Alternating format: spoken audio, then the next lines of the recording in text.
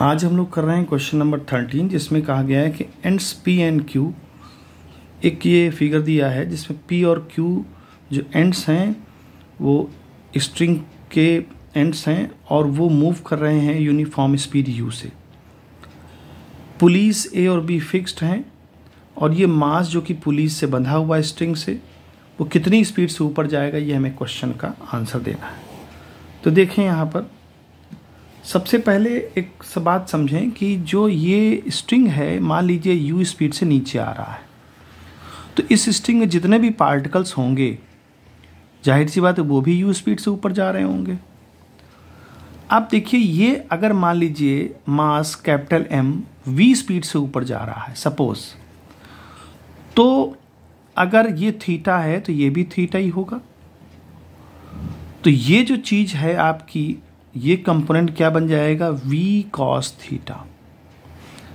ये कंपोनेंट हमारा क्या बन जाएगा, v cos थीटा।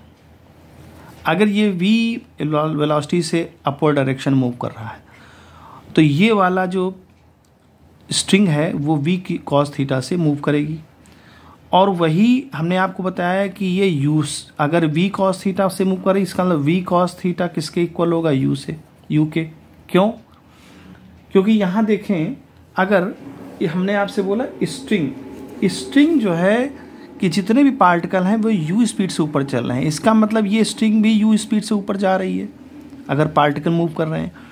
और इसका कंपोनेंट v cos थीटा वो भी इसी डायरेक्शन में है, यानी कि ये कह सकते हैं कि v cos थीटा जो है u के इक्वल है।